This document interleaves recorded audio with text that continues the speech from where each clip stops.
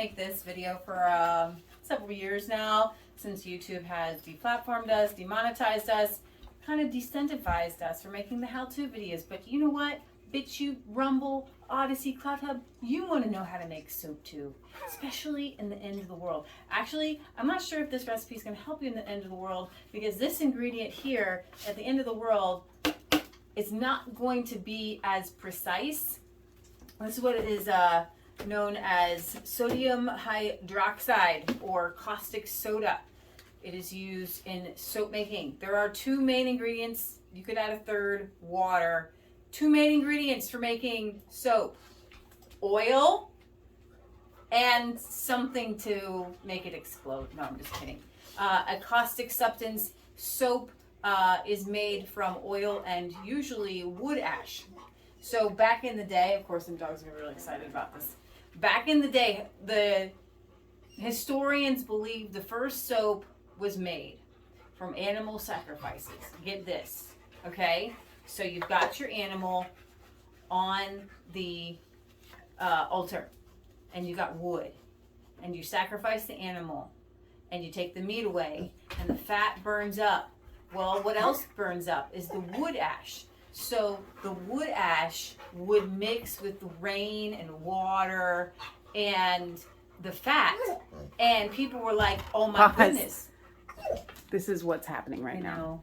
I know. Isn't outtake number one? We're just playing. Yeah, attention, attention, attention.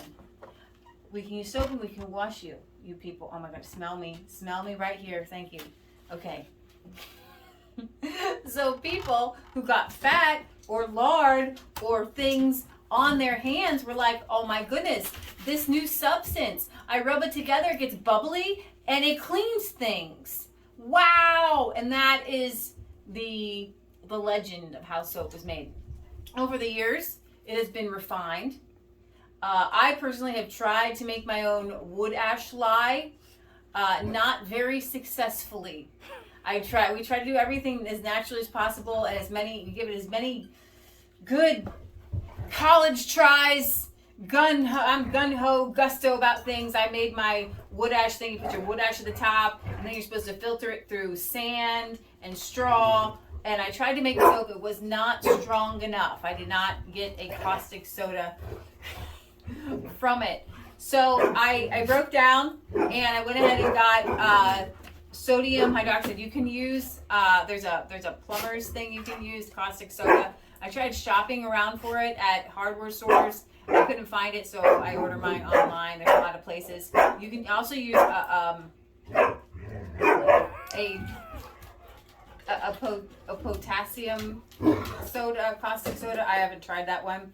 So these are we having a good time? Are we having a good time? Okay, ready? Ready? Ready? Ready? Okay, you tug of war. I don't need a tug of war. There's two of you. So these are all my ingredients. They are going to be combined, and we're going to make soap. It's so exciting. They're so excited. I picked to do this video on today, didn't I? All right. I only make soap like once a year, so if I'm going to record it, it has to be recorded now. You helping? Okay. So I have my main ingredients here. So I made up my own recipe. You can go to soapcalc, I think it's .org.net, and you can come up with your own soap recipe as well. There are certain levels that you want to stay in. Michelle took my soapcalc paper somewhere. Michelle, what? Do you have my soapcalc paper? Oh, it's on the fridge. Okay. All right. So my original recipe was kind of just guessing because I couldn't find a recipe that I liked that used lard in a good quantity. So when you're considering making soap, you want to consider hardness, cleansing, conditioning, bubbly, creamy, and there's an iodine content as well. And so this is a recipe that I've been using for a while. I will put the recipe for this online too. And there's a range, and if you this soapcalc.net is amazing because you can kind of put in your oils, you can work with them, you can play with them to stay within the range of like you want a good hard bar, you want a bar that's going to be cleansing, you want a bar that's going to be conditioning, and you want it to suds up, right? So this particular ratio of oils that I have, lard, olive oil, and coconut oil, I have been told by people is the best soap that they've ever used. I've also been told by men that it is the best shaving bar that they've ever had. So I try to stay within the, what I would call the ratios. And so the ratios that I'm using are 50% lard, 25% coconut oil, and 25% olive oil, and then you get 100% oils, making sure nobody is going to be destroying something. Your other two ingredients are going to be water, which is in the sink right now, and lye. It helps to have certain equipment that is just for... Gatlin's Twisty. Okay. It's a great full-size one. Oh, wow. Okay, awesome. It's just for soap making, so you don't poison everybody, I guess. So I went to the Goodwill, and I got myself an immersion blender that has its little thing. It was taped on.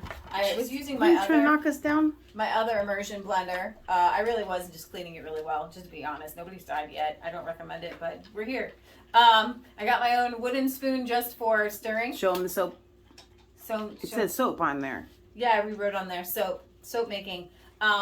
These pots are just for measuring out the liquids. I'm going to end up putting all of my liquid oil, all of my oils, making a liquid out of them in one big pot. But the first step, and it takes a while for this to cool down, is we're actually going to do a chemical reaction. I want to say chemistry experiment. It's not an experiment because it's actually, we're doing something. It's not an experiment. But it's very cool. Actually, it's very warm because when you take this sodium hydroxide and you want to make sure that and I always try to make sure I remember this, but I always have to look it up every single time I make soap. Add the lye to the water. Don't add the water to the lye, okay? Otherwise, I guess you get some sort of explosion. You want to make sure that your water is room temperature. Otherwise, you can have a volcano, unless you're looking for a volcano, and then have at it. But do it in your sink because then everybody's going to be itching and burning, and it's just not going to be fun. So I want to show you guys my other tool that I really think is invaluable when it comes to making soap. It's very helpful because when you're making soap, you can do by the cup, but it's more, there it goes. But it's helpful to do it by weight. So I have this this kitchen scale here. It's a digital kitchen scale. Digital kitchen scale.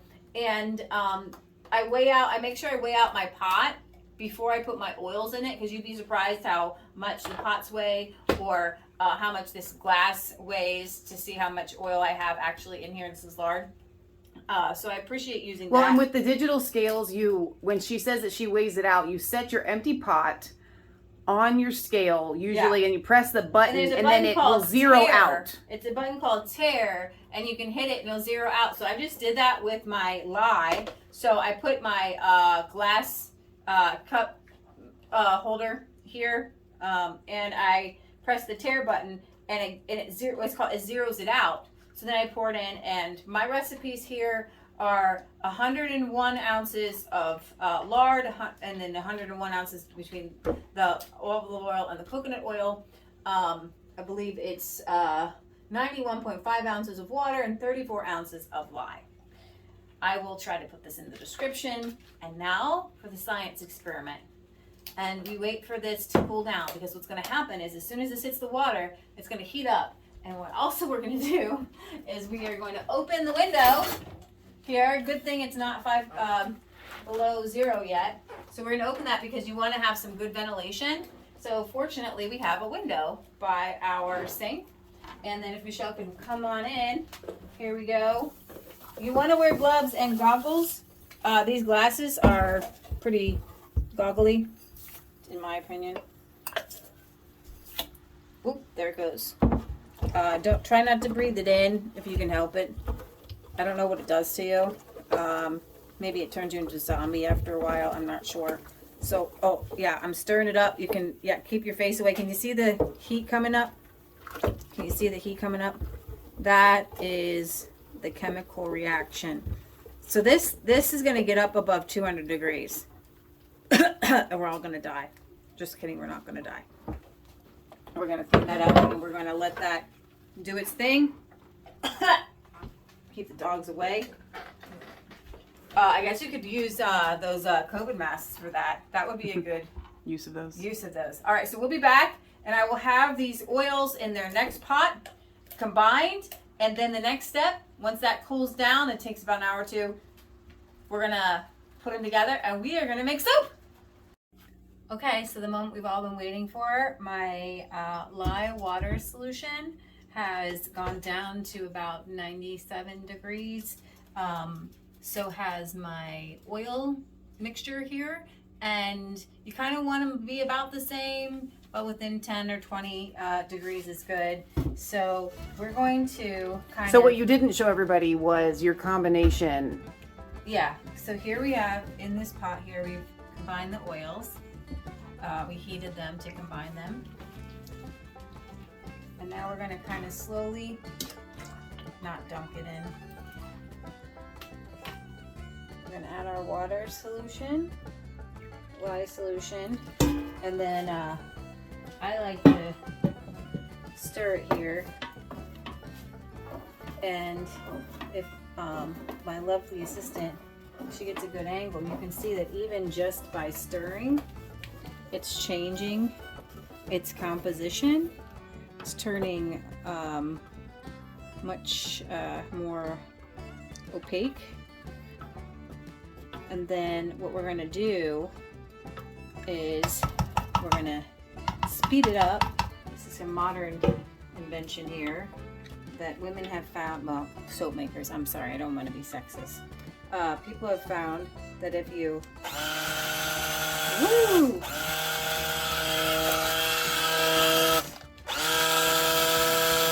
give this a good, then you kind of want to give it a stir.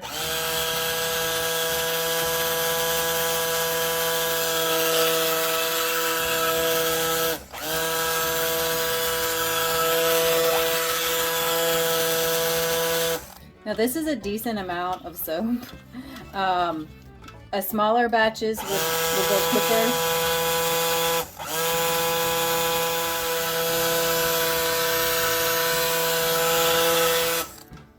Kind of want to give your thing a break there. Your immersion blender.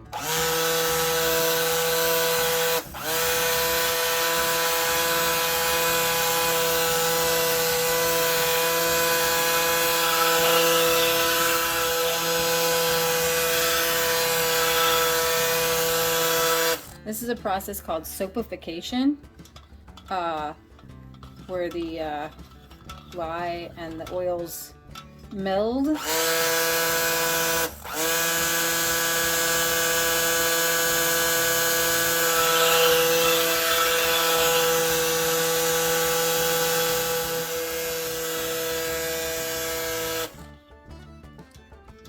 getting there. You want it to be like a pancakey consistency.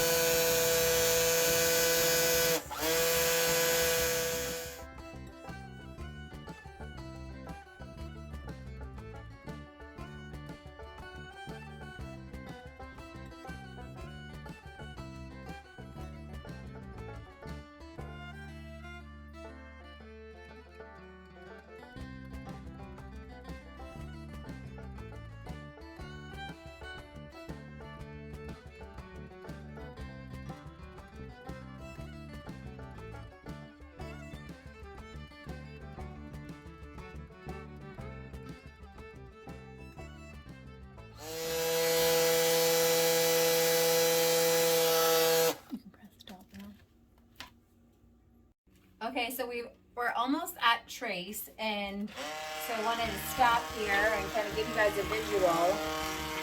It's going to turn into like a nice little smooth pudding, and you know how pudding hardens? You know how pudding hardens, kind of gets set? That's the consistency we're looking for. It's called Reaching Trace.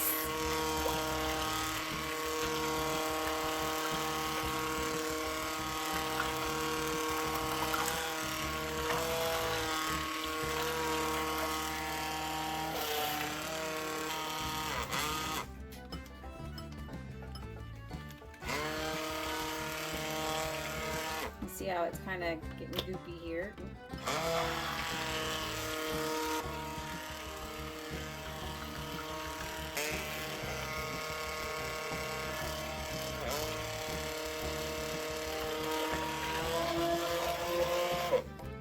I need a break. Hang on. Take a break.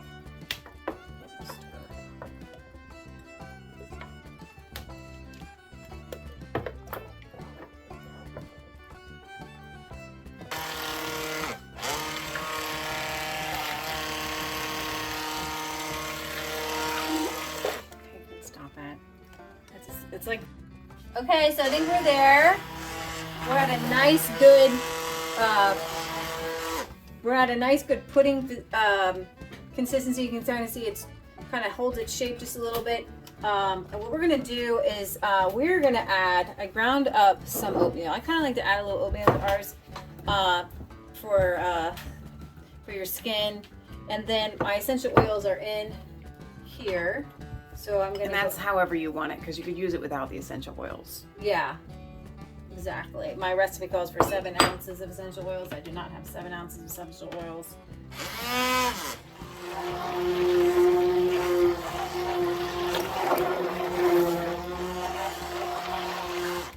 All right, that's looking good, you guys.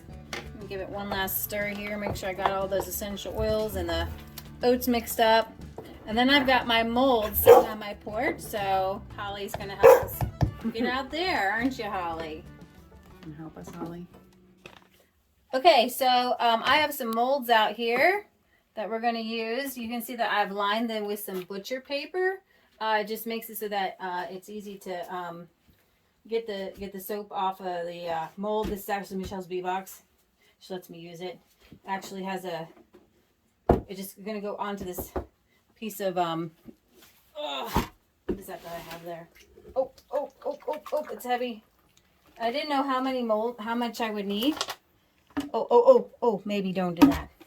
I didn't know. You got it. Wait. Okay. Just lift. No. Pause. I think it just needs to stay. Wait, it's going to be drooping down in there, though. Why would it be drooping? It's not off the thing. It is off the thing, isn't it? No, it's not. Okay. This is real deal here. Okay, did you press stop? No. Okay, It's that's still fine. going. All right, so I'm going to go into this other mold that I've made with some cardboard and butcher paper. Go back in here. Goopy goop. All right, so now's the fun part, trying to get this all out.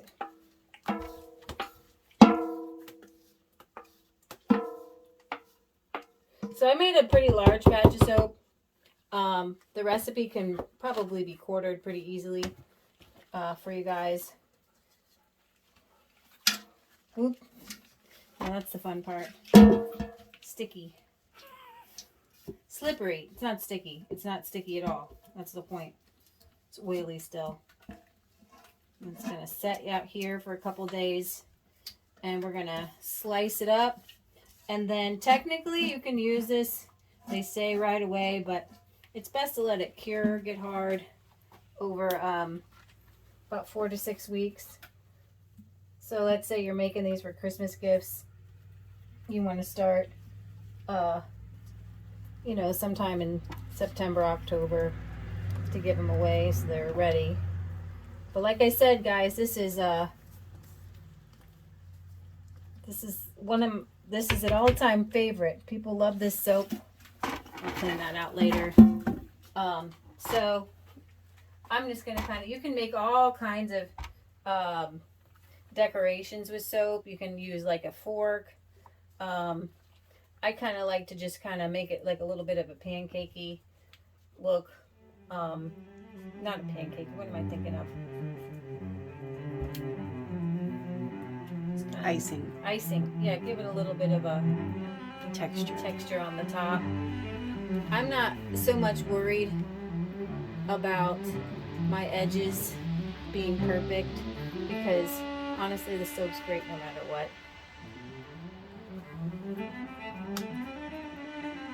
So this one isn't kind of, I might have to come back after a little while, set that one up.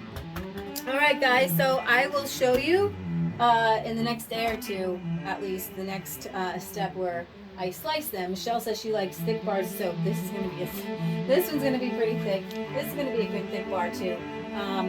So there you have it.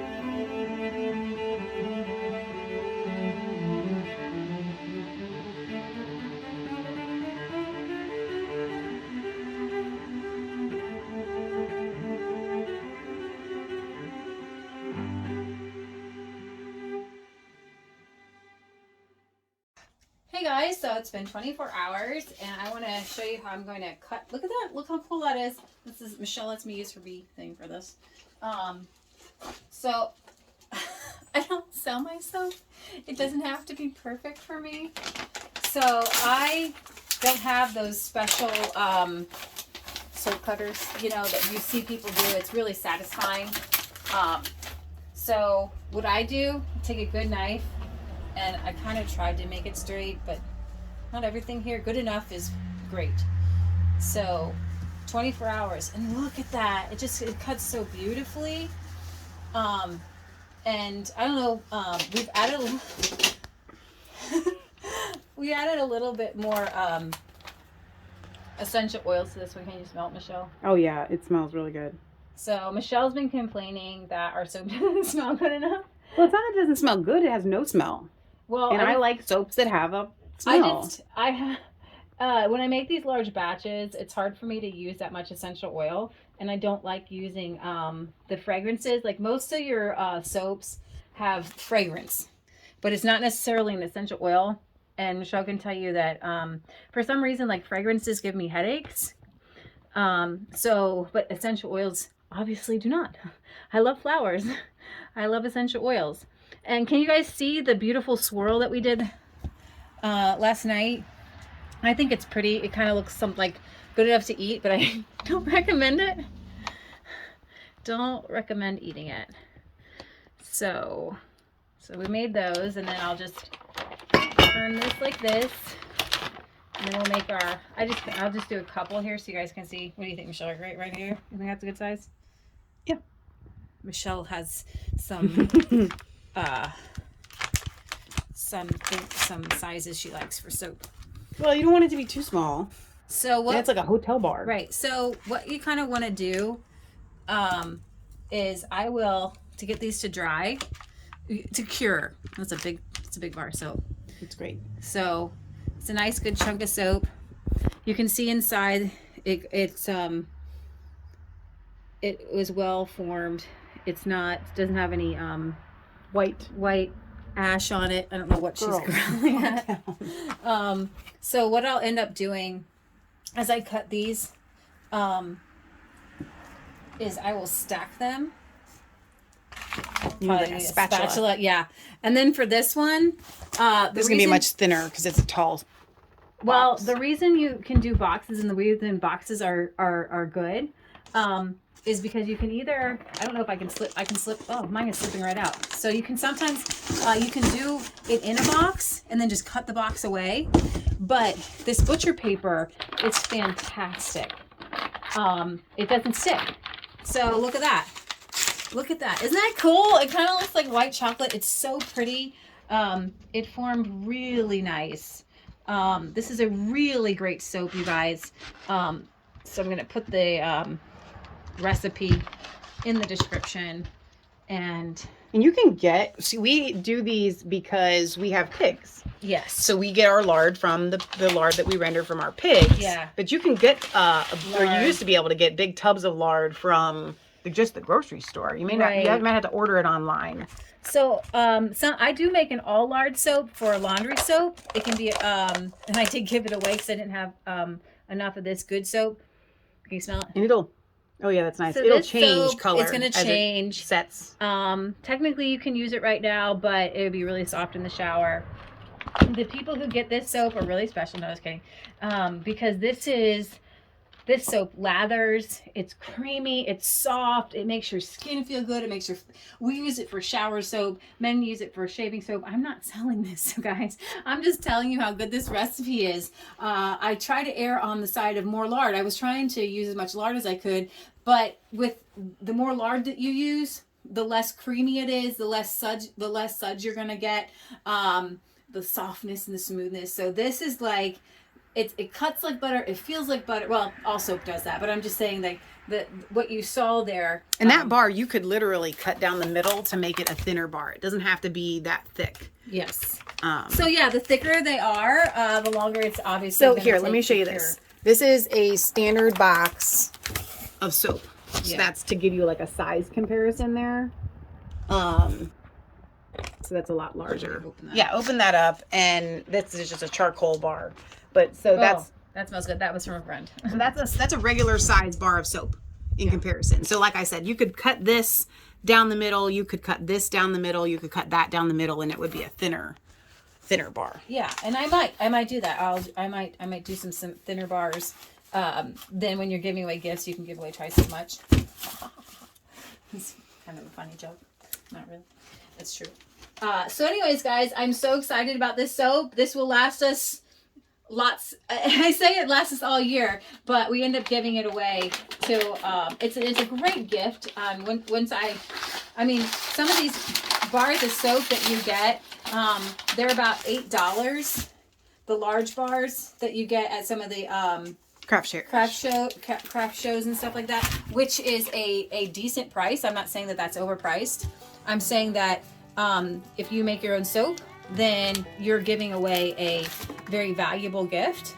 And some people like those fun chunky thick bars.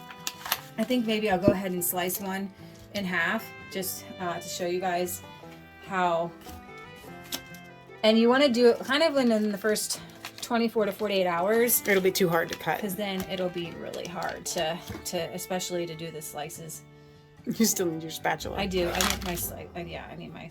Don't cut yourself. There you go. As it's. I'm not a professional at like the making of it, like the beautifying of it. Yeah. I have to get my spatula because I don't want to cut myself. So it's stuck there. But you can see this is probably a more proper size of soap, I think. So there you have it, guys. Yeah, we'll probably cut them all to that size because that's a good size. Yeah, you can't see it like, I'm going to put it back in my hand. Like I have a big man-sized hand, so that's a big bar of soap. Yeah. I think especially like some of these thicker ones, like, yeah, because like in your shower, you don't want this giant. Well, we've had a giant one in there and it's lasted forever and I kind of like that, but it was hard to use in the beginning. Yeah, I get that. All right, Leah, good job. Bye, guys. Okay, so here we have our soaps. They're mostly cured. They still smell good, and these are going to be fantastic for shaving your legs, shaving your face. They lather, they're creamy. I feel like this is the best soap recipe ever. So I hope you guys make this soap and enjoy it and get clean.